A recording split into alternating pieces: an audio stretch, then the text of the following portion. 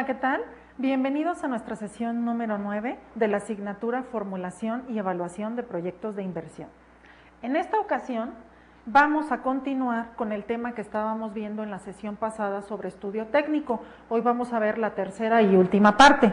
Si recuerdan, en la sesión pasada nos quedamos en un video que analizaron sobre el estudio organizacional.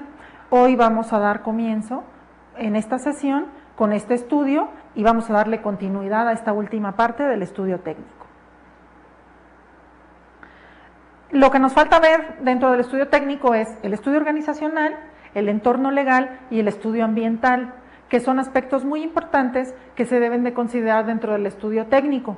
Cabe hacer la aclaración que tanto la parte ambiental como la parte legal hay quienes la manejan de manera separada e independiente del estudio técnico. En este caso, nosotros lo vamos a ver dentro del estudio técnico. De igual manera, sea que se manejen en forma separada o en forma conjunta, siempre deberá realizarse tanto el estudio o el análisis del entorno de la parte legal del proyecto, como la cuestión del impacto ambiental, que no podemos olvidar y que incluso comentábamos desde las primeras sesiones de la asignatura. Hablando un poco del estudio organizacional, tenemos que su propósito, como lo tienen en la diapositiva, es definir la forma de organización que requiere la unidad empresarial con base en las necesidades funcionales y presupuestales. Esta cuestión del estudio organizacional es muy importante porque tenemos que definir cómo va a quedar esa estructura, cuál va a ser el organigrama.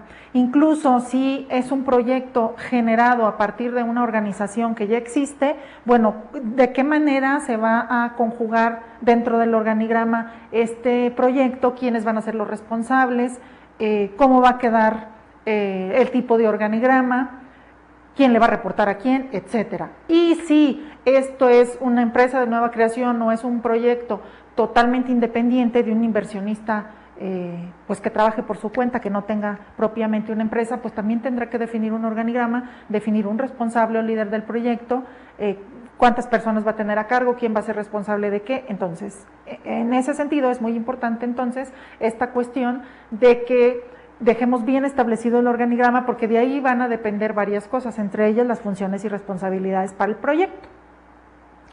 Este estudio organizacional comprende, como número 1, les puse la determinación de la estructura organizacional más adecuada a las características y necesidades del proyecto. Un punto importante que no debemos olvidar, primero, es que existen diferentes tipos de organigramas, puede ser matricial, funcional, por producto, por zona geográfica, etcétera. Ese es un punto. El otro es que no todos los organigramas son iguales, ni tienen el mismo número de niveles jerárquicos. Hay estructuras más planas y hay estructuras más altas. Hablando de una estructura plana, determinamos que es un organigrama en donde existen pocos niveles organizacionales y tramos de control amplio. Un tramo de control es el número de personas que se tienen a cargo. Mientras que en una estructura alta tenemos que son muchos niveles organizacionales y con tramos de controles angostos, esto es, con pocas personas que tienen, en este caso, los gerentes, directores, supervisores y demás a cargo. Entonces tendríamos que establecer cómo va a quedar el organigrama. Se recomienda que para este tipo de proyectos, pues la estructura sea plana, es decir, que sean pocos niveles organizacionales, que haya un tramo de control más amplio, y que definitivamente eso permita que al haber más personas dentro de un mismo nivel organizacional pueda haber mejor comunicación, se puedan intercambiar de una manera más fácil pues la información que necesitan para la toma de decisiones y sea más sencillo tanto el proceso de planeación como de control. En ese sentido, la recomendación sería esa, aunque desde luego variará dependiendo del tipo de organización de que se trate y en su caso también del tipo de proyecto, puesto que hay proyectos, como decíamos en sesiones anteriores, muy grandes y también hay proyectos pequeños. Por el otro lado, como número 2, tenemos que la descripción de los procedimientos y reglamentos que regularán las actividades durante el periodo de operación. Es decir, de esta estructura organizacional se van a desprender esta descripción de procedimientos y reglamentos de tal manera que a todas las personas que van a conformar este proyecto, los integrantes del equipo del proyecto, les quede perfectamente claro cuáles van a ser los lineamientos a seguir dentro del proceso, tanto de la planeación como de la ejecución, puesta en marcha y posterior seguimiento del proyecto, así como para cuestiones de toma de decisiones, levantamiento de información y demás. Es decir, todo debe estar documentado, todo debe de estar claro, todo debe de estar establecido mediante normas y lineamientos, de tal manera que no haya lugar a duda de qué hay que hacer o qué procedimiento seguir, ante ciertas circunstancias. Entonces, esos dos puntos los abarca la estructura organizacional.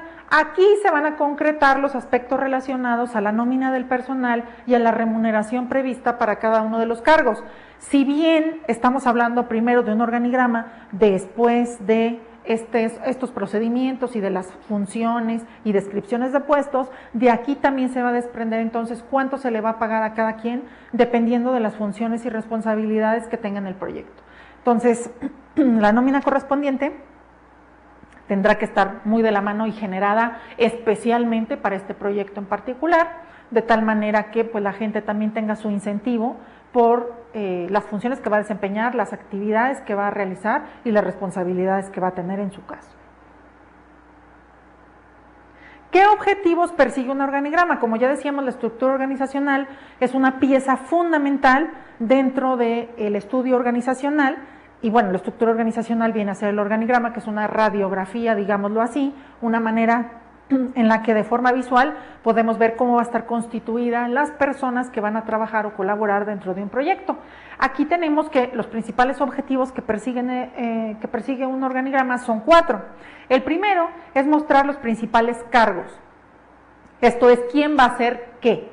Y esta cuestión es muy importante porque en la medida que se delimiten bien las responsabilidades de cada uno, entonces podremos llegar a los resultados que esperamos como proyecto de inversión.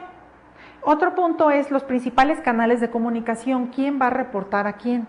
Uno de los problemas principales que existen en los equipos de trabajo y en los equipos de proyectos es la comunicación. Entonces, si no delimitamos bien a quién se le van a reportar los avances del proyecto que se le asignen a cada integrante del equipo, pues entonces la problemática va a ser que la información se va a perder, no se va a tener en tiempo y forma, no la va a tener la persona adecuada y por ende no se van a poder tomar las decisiones efectivas que se pretende en cuanto a la viabilidad y factibilidad del proyecto. Entonces, es muy importante que se cumpla con esta cuestión de los canales de comunicación y que se defina perfectamente y que quede muy claro quién le va a reportar a quién y qué le va a reportar, porque esa es la cuestión importante también. Mostrar los niveles jerárquicos, como yo les decía, la idea sería que sea el menor número de niveles jerárquicos con la idea de que se puedan comunicar mejor, que haya pues más personas en el mismo nivel que puedan interactuar, intercambiar información, tomar decisiones en conjunto, trabajar más en equipo, etcétera.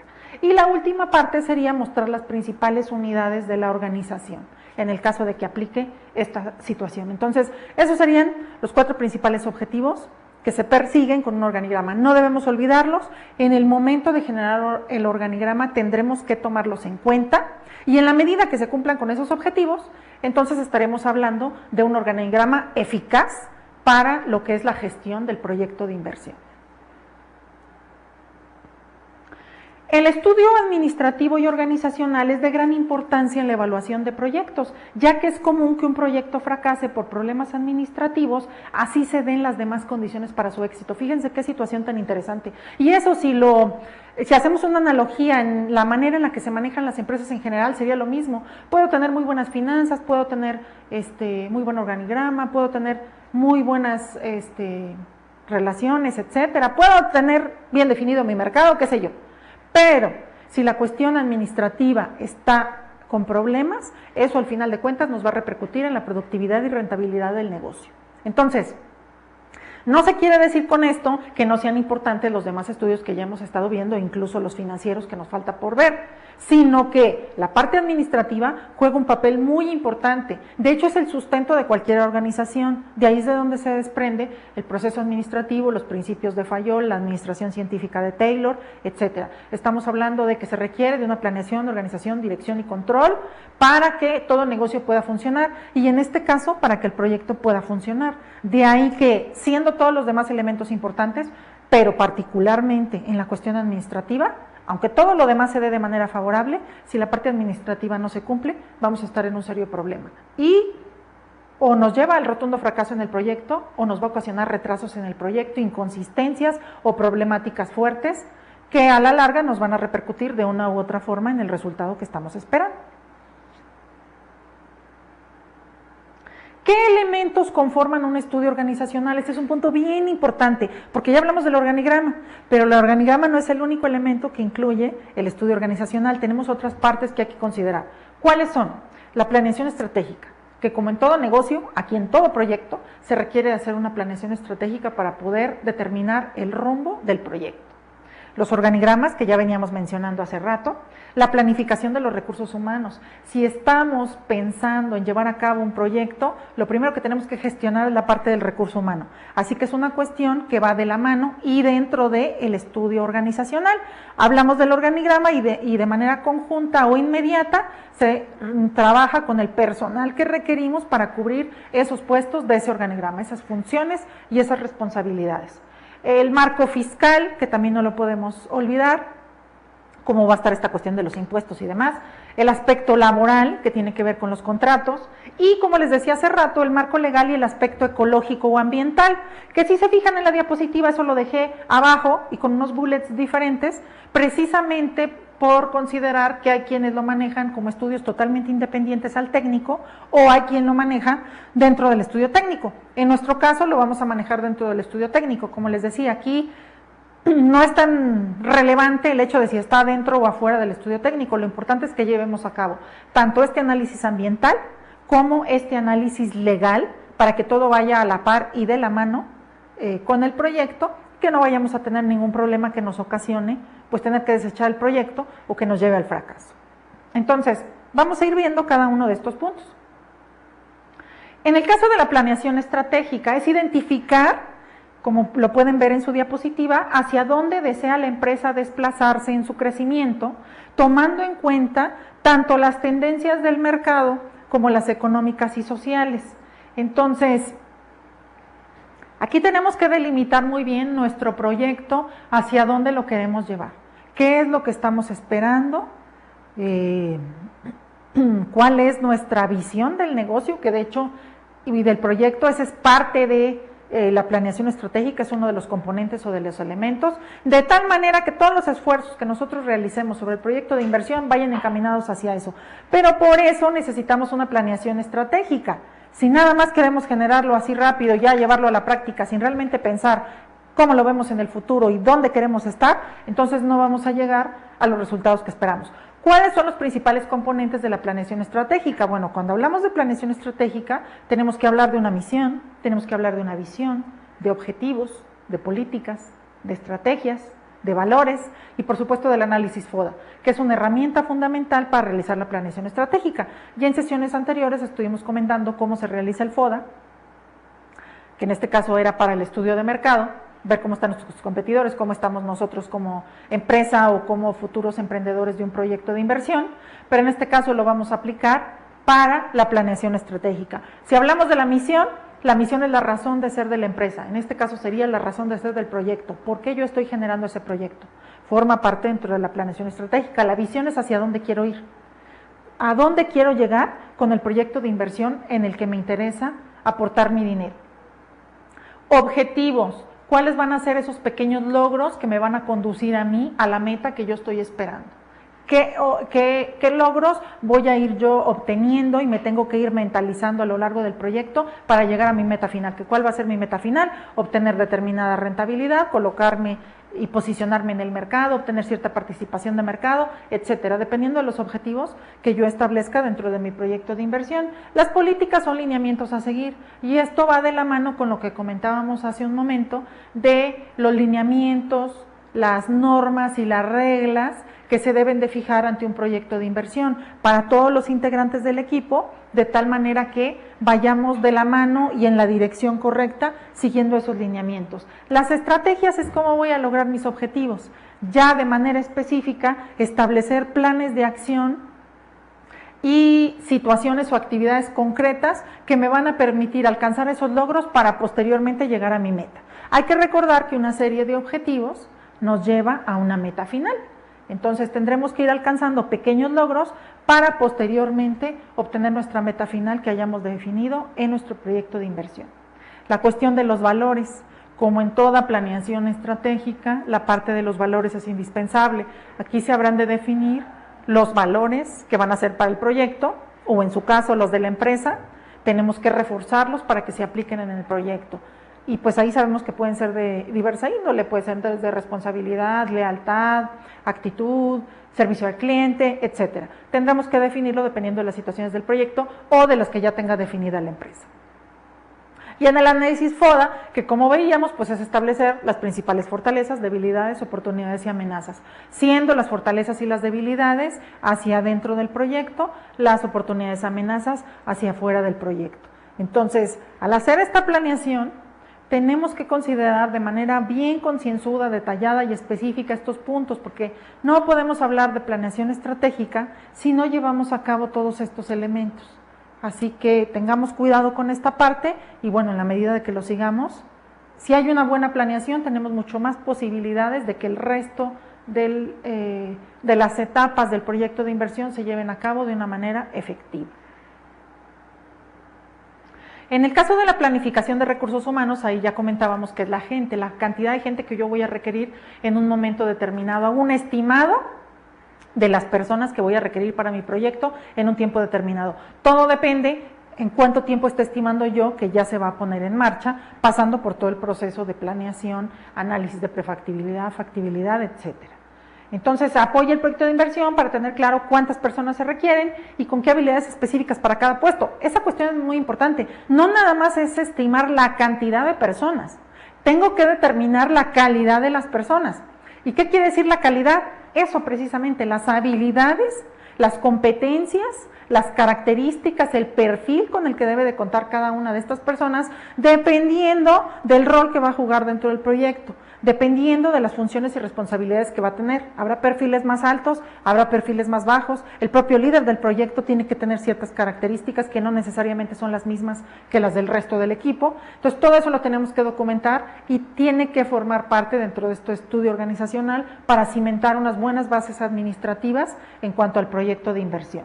¿Qué métodos apoyan la planificación de recursos humanos? Pues básicamente tenemos tres, lo que es el reclutamiento, la selección y la capacitación y desarrollo. Recordando que el reclutamiento pues es atraer gente a la empresa, en este caso vamos a atraer gente al proyecto, sea de la misma empresa o sea de fuera de la empresa según el caso, o de manera independiente si estamos hablando de un inversionista totalmente independiente. La selección es cuando ya determinamos quién va a ser la persona que va a ocupar cada uno de los puestos, y la capacitación y desarrollo, pues bueno, la capacitación va íntimamente ligada a mejorar y eficientar todas aquellas habilidades y capacidades que debe de tener la persona para el puesto actual, en este caso del proyecto, mientras que el desarrollo está encaminado, como el nombre lo indica, a prepararte para futuros puestos o futuros proyectos. Si bien requerimos unas personas con ciertas características para un proyecto, a lo mejor posteriormente trabajamos proyectos más complejos en donde requeramos de un perfil más alto, y ahí es donde va a entrar el desarrollo. Esa brecha entre los conocimientos y habilidades que tengo en este momento contra los que debo de tener para ocupar un proyecto o un puesto de mayor nivel y de mayor responsabilidad, esa brecha se le denomina desarrollo. Entonces, mientras por un lado hablamos de cuestiones futuras, por el otro lado hablamos de cuestiones presentes. Entonces, he ahí la importancia de analizar y de verificar bien tanto la parte del reclutamiento como la selección y la capacitación y el desarrollo. Después tenemos el marco fiscal, que el marco fiscal, como les comentaba hace rato, tiene que ver íntimamente con la cuestión de los impuestos. Aquí les estoy poniendo registrarse ante la Secretaría de Hacienda y Crédito Público para dar crédito a los impuestos correspondientes. ¿Esto qué quiere decir? Que yo me tengo que dar de alta. Si soy un inversionista, si estoy de manera independiente, bueno, me daré de alta como persona física con actividad empresarial o alguna otra modalidad, pero tendré que darme de alta para entonces oficialmente y formalmente estar dado de alta en Hacienda, presentar mis recibos correspondientes, mis gastos, etcétera, mis declaraciones correspondientes, de tal manera que se determinen los impuestos generados por el proyecto de inversión. Es necesario identificar, también les pongo, cada una de las obligaciones fiscales a las que se hará acreedor el proyecto. Hay que recordar que puede haber obligaciones federales, estatales, municipales, etcétera. Entonces, se tendrá que definir y delimitar bien, dependiendo del proyecto y de la zona geográfica en la que yo voy a poner ese proyecto, cuáles van a ser estas estas obligaciones, como les digo, tanto federales, estatales y municipales, y para entonces pues seguir de manera legal o dar cumplimiento de manera legal a esta situación para no tener ningún problema con el fisco, de tal manera que pues si hay algún problema me puedan incluso echar para atrás mi proyecto, ¿no? La idea es protegernos de todo este tipo de situaciones y dar cumplimiento, como todos, pues a esta cuestión legal. En el aspecto laboral principalmente está encaminado al contrato de trabajo y al reglamento interno de trabajo. Hay que establecer bajo qué condiciones vamos a contratar a cada uno de los integrantes o miembros del equipo del proyecto y cómo va a operar ese reglamento interno de trabajo, es decir, qué se va a permitir, qué no se va a permitir, bajo qué condiciones, ya en cuanto al trabajo, sea dentro de una oficina, si es que se va a llevar a cabo en una oficina, sea en campo, si se va a trabajar en campo. La idea es que quede perfectamente claro qué es lo que deben hacer, qué es lo que no deben hacer y cuáles son las sanciones correspondientes al respecto. Porque dentro del reglamento interno de trabajo entra esta cuestión de las sanciones. Tendremos que establecer que si hay un incumplimiento ante cierta circunstancia, desde una llegada tarde, una falta, no entregar a tiempo algún avance del proyecto, etcétera, todo esto va a repercutir directamente en el empleado o en el colaborador integrante del equipo de trabajo y por lo tanto pues va a repercutir en los ingresos que va a percibir también. Siempre debe de ir de la mano con una sanción. Y eso forma parte del reglamento interno de trabajo.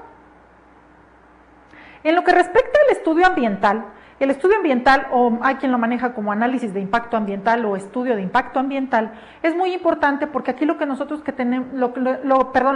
tenemos que hacer es prever que haya algún posible problema con la cuestión ambiental. Tenemos que asegurarnos de que ese proyecto no afecte al ambiente y si lo va a afectar, ¿qué medidas podemos utilizar para mitigar este impacto de tal manera que no nos ocasione ninguna sanción de parte de la Secretaría correspondiente? Y les pongo, es un procedimiento de carácter preventivo, ojo, preventivo, por eso el estudio se hace antes de llevar a cabo el proyecto, orientado a informar al promotor de un proyecto acerca de los efectos del ambiente que pueden generarse con su construcción o realización. Entonces, muy importante tener esta mentalidad. Yo lo quiero hacer de manera preventiva. No lo vamos a hacer después de que se llevó a cabo el proyecto. Esto tiene que hacerse antes. Es un elemento correctivo y tiene como finalidad clave atenuar los efectos negativos del proyecto sobre el ambiente. Aquí vamos a medir el impacto sobre el ambiente. La idea es que no haya efectos negativos, pero cuando llega a verlos, como les decía, lo que pretendemos es ejercer acciones para mitigarlos antes de llevar a cabo el proyecto, de tal manera que de entrada no ocasione efectos negativos fuertes que deterioren el medio ambiente, que eso nos ocasione multas, que nos cierren el negocio, que nos echen para atrás el proyecto y que evidentemente terminemos en una pérdida total. Ese es parte del objetivo del estudio ambiental. Y también permite integrar al ambiente un proyecto o una actividad determinada, es decir, aquí es como casi que se vuelvan amigos el ambiente con el proyecto. La idea es que nos podamos desenvolver en un ambiente adecuado al proyecto, que el proyecto sea adecuado al ambiente y entonces que no tengamos ningún problema de ese tipo. ¿Cuáles serían las etapas para realizar un estudio o análisis ambiental? Tenemos que son 10 etapas. La primera etapa se refiere a la descripción del proyecto o actividad a realizar. Aquí, ¿qué se hace? Bueno, como el nombre lo indica, se describe el proyecto destacando desde el enfoque ambiental sus principales atributos y debilidades. Es decir, aquí vamos a hacer una descripción del proyecto, pero no en general como lo estamos trabajando o como lo trabajamos en la parte de la planeación y de la idea, sino concretamente desde el punto de vista ambiental, qué atributos y qué debilidades tiene. En ese sentido, hacemos una definición del proyecto. El segundo punto, la segunda etapa o el segundo paso, desglose del proyecto en sus partes elementales, como les pongo en la diapositiva. Esto es para cada una de las fases, desde la preparación del sitio, la construcción, la operación y en su caso el abandono del proyecto. ¿Qué partes elementales hay que a nivel ambiental tengo que considerar y que van a repercutir en el proyecto? Entonces divido el proyecto primero en estas fases y después en cada fase determino los elementos clave a analizar. El paso número 3 es describir el estado que caracteriza al ambiente previo al establecimiento del proyecto, es decir, antes de que yo lleve a cabo o ponga en marcha ese proyecto, cuáles son las condiciones actuales del medio ambiente. Es una especie como de diagnóstico actual para ver cuál es la situación en este momento para poderla comparar con lo que podría pasar después una vez que el proyecto sea implementado. El paso 4 sería los elementos más significativos del ambiente, sobre todo para su conservación, entendido como la diversidad, la rareza, la perturbación, la singularidad. Aquellos aspectos clave que me van a repercutir positivo o negativamente en la cuestión de la conservación del ambiente, yo tengo que considerarlos dentro de este paso, porque posteriormente me van a servir para medir el impacto ambiental. El punto número 5 es el ámbito de aplicación del estudio de impacto ambiental. ¿Qué quiere decir esto? Incluye la incidencia en áreas naturales protegidas, planes de desarrollo, que así como en el país hay planes de desarrollo, a nivel de zonas geográficas también lo hay, y cumplimiento de las normas oficiales mexicanas, muy importante. Hay una serie de normas ambientales con las que se debe de cumplir, por lo tanto, tenemos que considerarlas, ir de la mano con ellas y ver cómo se va a aplicar esta cuestión en cuanto a la medición del impacto. El paso número 6 sería la identificación del impacto, y esto ya es de manera más concreta cuáles van a ser las repercusiones que va a tener el proyecto sobre el ambiente. Hay diferentes tipos de impacto, ahorita vamos a ver más adelante qué tipos existen para entonces clasificar nuestro proyecto en algún tipo de impacto según el caso. El paso número 7 serían las alternativas. Si hubiera 2 o más alternativas para el proyecto, valorarlas sobre su base ambiental y escoger la que más se ajuste a la conservación del ambiente. Como veíamos en sesiones anteriores, va a haber ocasiones en donde a lo mejor yo no nada más estoy analizando un proyecto, sino que estoy analizando varias alternativas de proyectos a la vez. Entonces tendré que analizar cuál es la que menor impacto ambiental genera y entonces sobre esa me voy a ir para darle prioridad en cuanto a tomar la decisión de cuál es el proyecto que voy a llevar a cabo. Claro, hay que considerar los otros elementos de factibilidad y prefactibilidad, pero esta cuestión ambiental es muy importante. Si yo tengo un proyecto que afecta muchísimo al ambiente en comparación con otro que casi no lo afecta, tengo que darle prioridad al que casi no lo afecta, porque a la larga eso es lo que más me va a beneficiar para no tener problemas a nivel económico y financiero. El 8, es la identificación de medidas de mitigación. Yo ya identifiqué el impacto. Bueno, ¿qué acciones puedo tomar para mitigar o disminuir ese impacto? Tengo que definirlo también dentro del estudio, una vez establecidos el nivel de impacto que puedo tener con el proyecto. La 9 sería la valoración de impactos residuales. ¿Esto qué tiene que ver? Se aplica este concepto, como les pongo ahí, a la identificación de aquellas situaciones negativas para el ambiente que pueden derivar de una falta de previsión o intervención del hombre.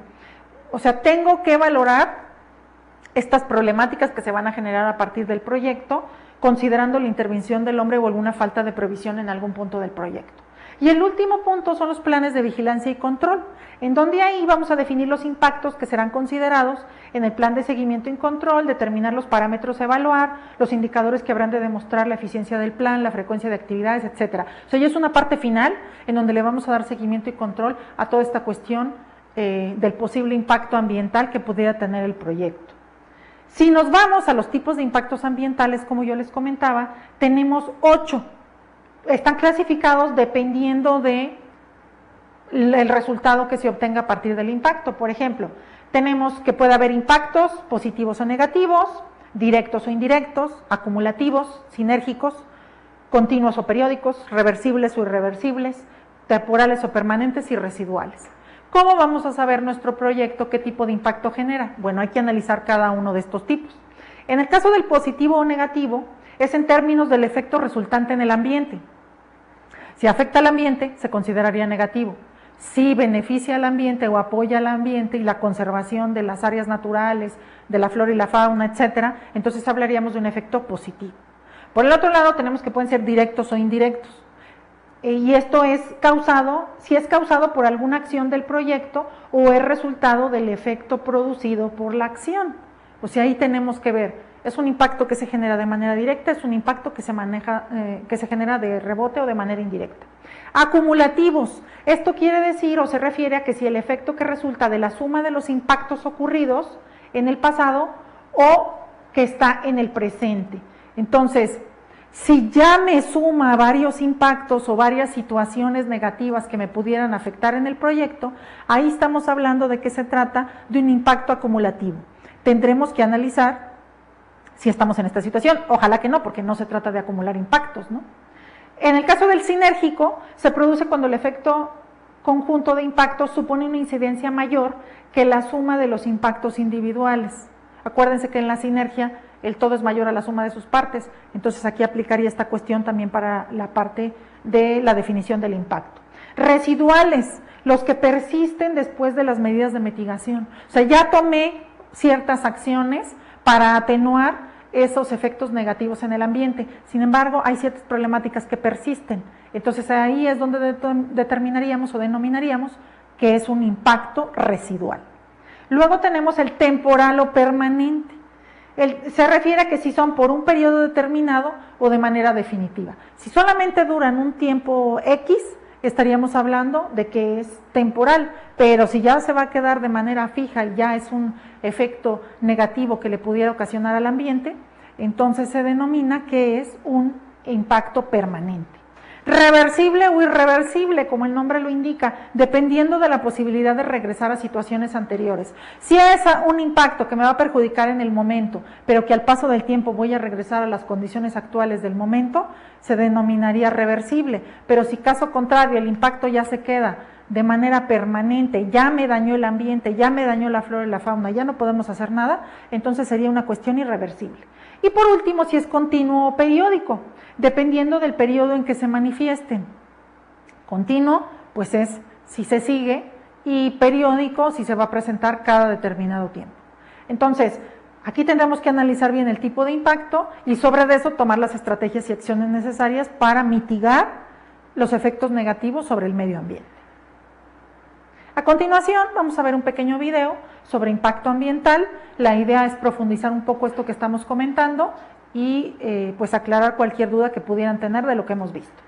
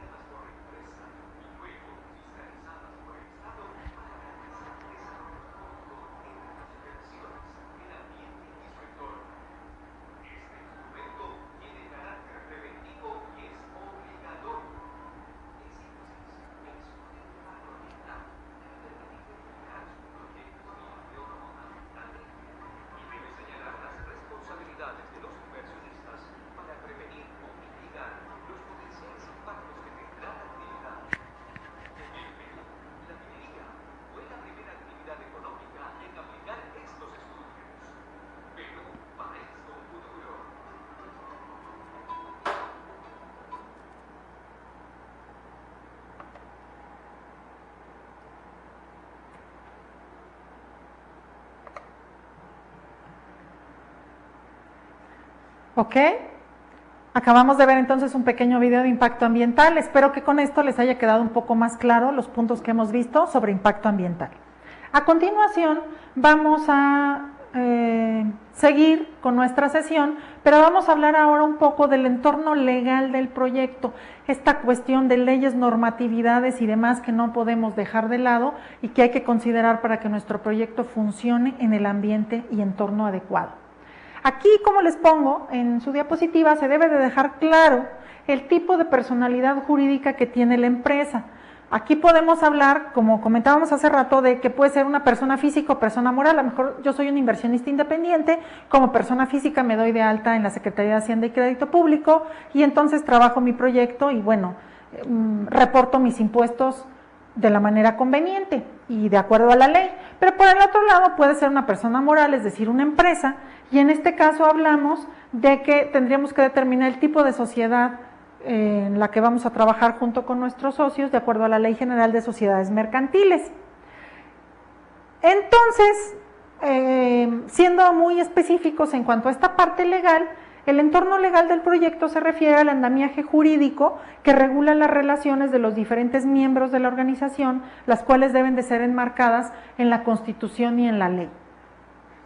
Tenemos que dejar muy en claro cómo va a ser esta situación jurídica para que, pues ante cualquier revisión, auditoría, análisis y demás, todo lo tengamos en regla.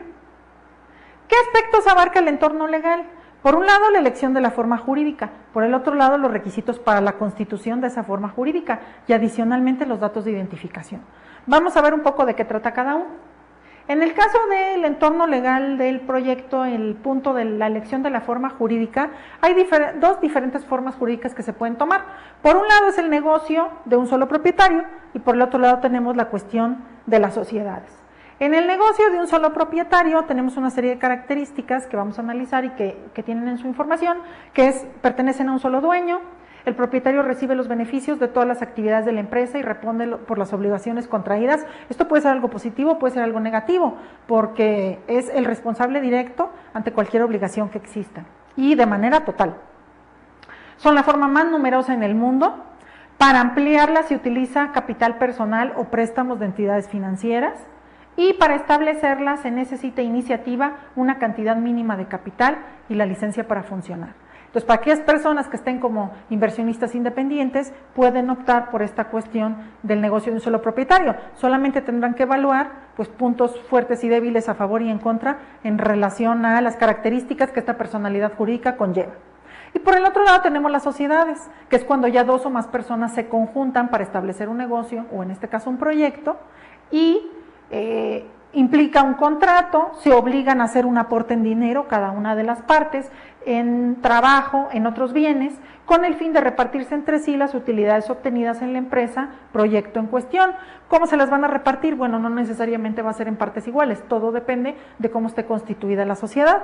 Tenemos que hay diferentes tipos de sociedades, algunas de las cuales son la sociedad colectiva, la sociedad en comandita, la sociedad de responsabilidad limitada y la sociedad anónima, siendo de las más comunes las últimas dos, la sociedad de responsabilidad limitada y la sociedad anónima.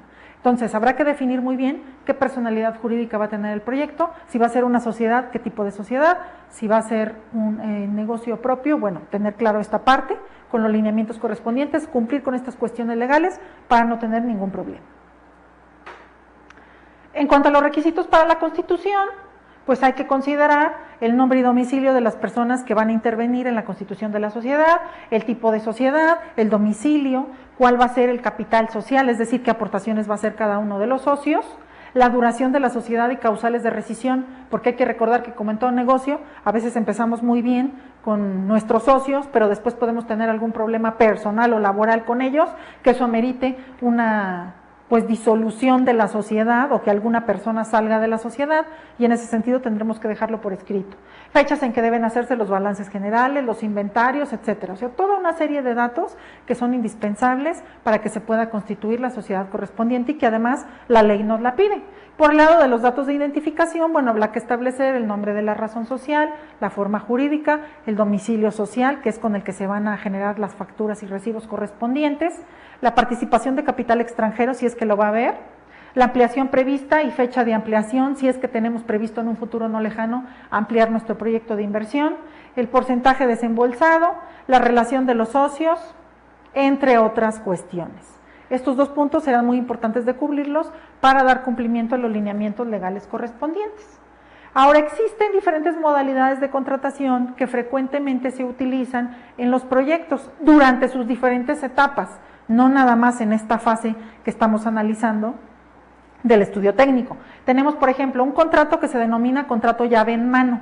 ¿En qué consiste este contrato? Lo tienen ahí. Consiste en que una empresa propietaria del proyecto le entrega a otra compañía especializada la ejecución total del mismo.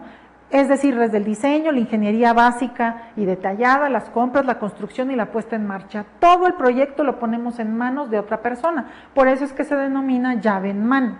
Y se genera un contrato correspondiente con estas condiciones. También tenemos el contrato por servicios específicos. ¿En qué consiste? Es la posibilidad de llevar a cabo un proyecto determinado y que permite asignar obras diferentes a distintos contratistas. O sea, yo tengo mi proyecto, lo planeo y digo, a ver, esta parte del proyecto lo voy a subcontratar con tal persona o con tal empresa. Esta otra parte la voy a subcontratar con otra empresa o con otra persona.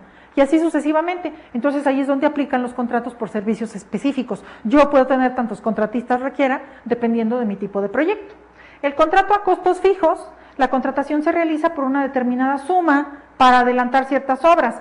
El precio puede ser fijo o escalonado de acuerdo a fórmulas acordadas y según el comportamiento de ciertas variables en el tiempo. Es decir, en este caso ya se establece una determinada suma y sobre eso va a girar el contrato. No se le puede ni bajar la cantidad ni subir posteriormente. Después tenemos el contrato por administración delgada. ¿De qué trata este tipo de contrato? El contratista pone toda su capacidad técnica y administrativa para realizar la obra y recibe un reembolso para atender todos estos costos directos incrementados en suma fija o porcentual por conceptos de gastos de administración y utilidades. Entonces, fíjense bien aquí cómo las modalidades van cambiando, porque aquí el contratista va a poner toda esa capacidad técnica y administrativa para poder llevar a cabo la obra. Y el último tipo de contrato que se puede utilizar es el contrato a un tanto alzado. ¿De qué trata este tipo de contrato? Lo tienen en su información.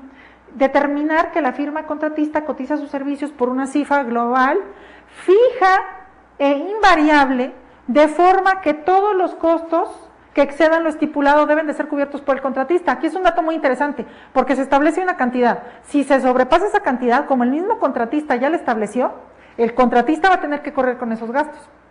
Así como en contraparte, todos los beneficios generados por un sobrante, digamos, que pudiera haber de esa valorización económica del proyecto y de las funciones y el trabajo que se va a realizar, pues esos beneficios se van a quedar, el contratista es quien se quedaría con ellos. Entonces, bueno, existe su contraparte. Por eso es que es tan importante hacer una fijación adecuada de precios en cuanto a los servicios de los contratistas. O sea, ellos deben de definir muy bien y de manera muy clara y precisa estos costos para no incurrir en esta situación de tener que poner de su bolsa, porque entonces ya no va a ser negocio. Y por el lado de nosotros, como dueños de proyecto, quienes estamos liderando el proyecto, pues tendremos que ver que esa cotización que nos están dando se adecua a lo que nosotros estamos requiriendo e incluso analizar 2 o 3 propuestas diferentes, nunca irnos nada más con la primera, puesto que puede ser un precio demasiado alto y no nos vamos a dar cuenta si no hacemos un comparativo previamente. A continuación, vamos a ver, para cerrar esta sesión, un video sobre el estudio legal, con el cual vamos a ampliar un poco algunos de los conceptos que hemos estado viendo. Nos presenta algunos tips y estrategias importantes que les pueden servir para cuando lleven a cabo un proyecto de inversión. Vamos a continuar con este video.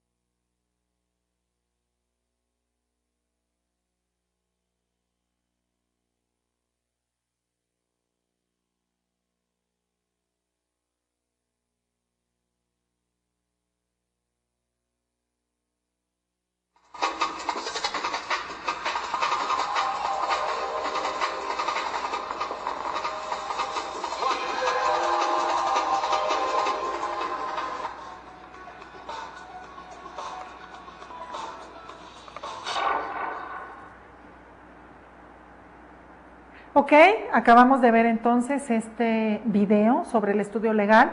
Espero que les haya ampliado más la información en relación a todo lo que tenemos que considerar cuando realicemos un estudio legal. Cuando hagamos un análisis del entorno legal en el que va a estar inmiscuido nuestro proyecto. Es muy importante considerar todos estos elementos. Como vieron, no es nada sencillo. Y si recapitulamos todo lo que vimos a lo largo del estudio técnico en estas 3 sesiones, son muchísimos los puntos y los detalles que hay que considerar. Pero en la medida que seamos muy detallados y muy minuciosos en esta información, tendremos más elementos para poder determinar si es viable y factible nuestro proyecto de inversión.